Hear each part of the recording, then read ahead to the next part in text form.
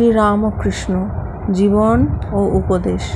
সর্বোপরি আমরা দেখব ঠাকুরের জীবন, তার কথাগুলি সবই তার জীবনের দ্বারা প্রাণবন্ত। সেগুলি কথার কথা নয়, তার জীবনেই সেগুলি প্রতিফলিত।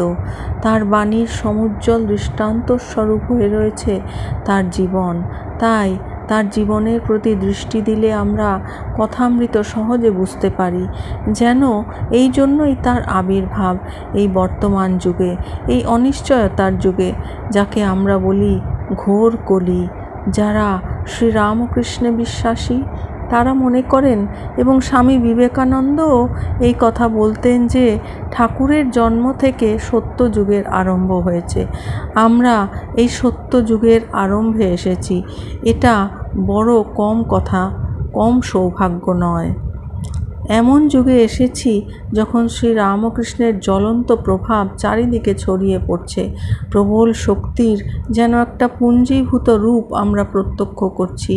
যেন সূর্যের পাশে এসে দাঁড়িয়েছি আমরা, অথচ এই সূর্য দগ্ধ করে না, স্নিগ্ধ করে।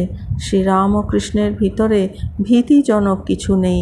তার চরিত কথার মাধ্যমে তাকে দেখলে ভয় হবে না, একটা ছোট ছেলেরও ভয় হবে না।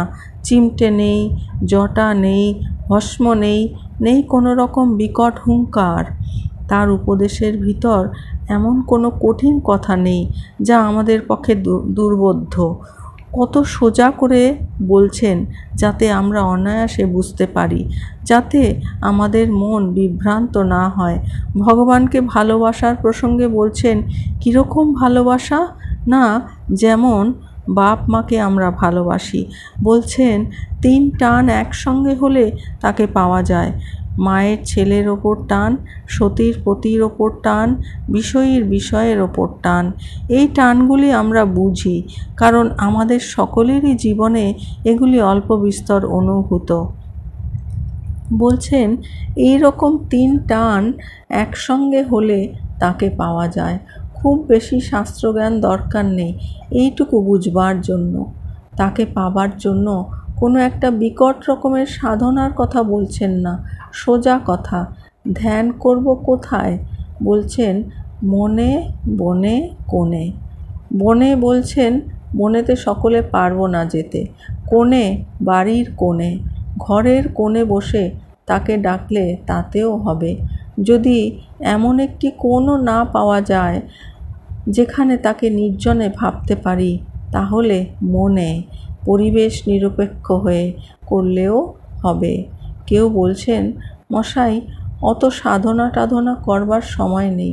ঠাকুর বলছেন, দুবেলা তাকে 2টো করে প্রণাম করবে, করে বলবে, আমার তো সময় নেই তোমাকে চিন্তা করার। হে প্রভু, তুমি আমাকে ক্ষমা করো, কৃপা করো। কত সহজ করে দিচ্ছেন, 2টি প্রণাম 2 বেলা।